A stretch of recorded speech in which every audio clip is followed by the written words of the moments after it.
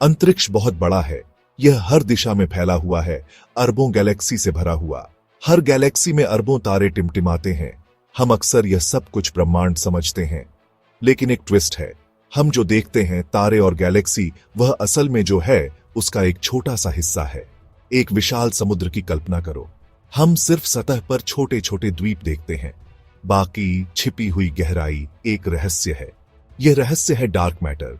यह हमारे टेलीस्कोप से दिखाई नहीं देता। यह तारों की तरह प्रकाश या ऊर्जा नहीं छोड़ता, फिर भी यह ब्रह्मांड के पदार्थ का 85% हिस्सा बनाता है। डार्क मैटर ब्रह्मांड का सबसे बड़ा राज है। यह एक अदृश्य हाथ की तरह है जो ब्रह्मांड को आकार देता है। इसका गुरुत्वाकर्षण आकाश गंगाओं को एक साथ रखता है। यह तय करता है कि ब्रह्मांड कैसे विकसित होता है। डार्क मैटर को समझना आधुनिक विज्ञान की सबसे बड़ी चुनौतियों में से एक है। यह एक ऐसी पहेली को सुलझाने जैसा है जिसके ज्यादातर टुकड़े गायब हैं, लेकिन इस ज्ञान की खोज उतनी ही मनोरंजक है जितनी महत्वपूर्ण। यह ब्रह्मांड की सबसे बड़ी पहेली के केंद्र की यात्रा है। हमारी कहानी 1930 के दशक में एक स्विस खगोलशास्त्री फ्रिट्ज ज्विकी के साथ शुरू होती है।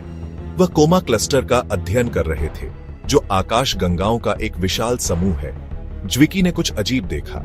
आकाश गंगाएं बहुत तेजी से घूम रही थीं। क्लस्टर में दिखाई देने वाले पदार्थ में उन्हें एक साथ रखने के लिए पर्याप्त गुरुत्वाकर्षण नहीं था। उन्हें अलग हो जाना चाहिए था। ज्विकी ने एक अनोखा उपाय बताया। उन्होंने एक छिपे हुए द्रव्यमान की उपस्थिति का सुझाव दिया, कुछ अदृश्य जो अतिरिक्त गुरुत्वाकर्षण प्रदान करता है। उन्होंने इसे डंकल मैटर कहा, जर्मन में डार्क मैटर। पहले तो उनके विचार पर संदेह किया गया, लेकिन दशकों से और सबूत सामने आए। 1970 के दशक में खगोलशास्त्री वेरा रुबिन ने अभूतपूर्व खोज की। वह आकाश गंगाओं के घूमने का अध्ययन कर रही थी। रुबिन ने पाया कि आकाश गंगाओं के बाहरी इलाके में तारे उम्मीद से ज्यादा तेजी से घूम रहे थे। यह गुरुत्वाकर्षण के नियमों के विपरीत था। फिर से एकमात्र व्याख्या अनदेखे पदार्थ की उपस्थिति थी। ज्विकी का डार्क मैटर अब सिर्फ एक सिद्धांत नहीं था, यह ब्रह्मांड के व्यवहार को समझाने के लिए जरूरी था। डार्क मैटर भूत की तरह है। यह सामान्य पदार्थ से ऐसे गुजरता है जैसे कि वह मौजूद ही न हो। यही कारण है कि इसका पता लगाना इतना मुश्किल है। हमारे टेलीस्कोप प्रकाश या विकिरण के अन्य रूपों को देखने के लिए डिजाइन किए गए हैं, लेकिन डार्क मैटर इनमें से कुछ भी उत्सर्जित नहीं करता। यह हमारे वर्तमान उपकरणों के लिए अदृश्य है। वैज्ञानिकों का मानना है कि डार्क मैटर हमारी तरह के पदार्थ से नहीं बना है। यह परमाणुओं, प्रोटॉन या इलेक्ट्रॉनों से नहीं बना है। इसके बजाय ऐसा माना जाता है कि यह विदेशी कणों से बना है। ये कण सामान्य पदार्थ के साथ बहुत कमजोर रूप से संपर्क करते हैं। वे बिना किसी निशान के हमारे बीच से गुजर जाते हैं। एक परछाई को पकड़ने की कोशिश करने की कल्पना करो। यह वहां है, लेकिन आप इसे पकड़ नहीं सकते। डार्क मैटर के साथ भी यही चुनौती है। हम जानते हैं कि यह अपने गुरुत्वाकर्षण प्रभावों के कारण है, लेकिन इन मायावी कणों का सीधे पता लगाना कण भौतिकी की सबसे बड़ी खोजों में से एक है। भाग 4, नाजुक संतुलन में आकाश गंगाएं। डार्क मैटर ब्रह्मांड की संरचना में एक महत्वपूर्ण भूमिका निभाता है। यह वह ढांचा है जिस पर आकाश गंगाएं बनी हैं। एक मकड़ी के जाले की कल्पना करो।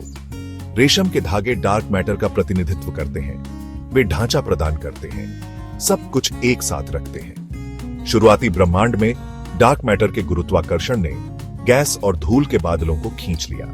ये बादल ढह गए, जिससे पहले तारे और आकाश गंगाएं बनी। डार्क मैटर के बिना आकाश गंगाओं के पास खुद को एक साथ रखने के लिए पर्याप्त गुरुत्वाकर्षण नहीं होता।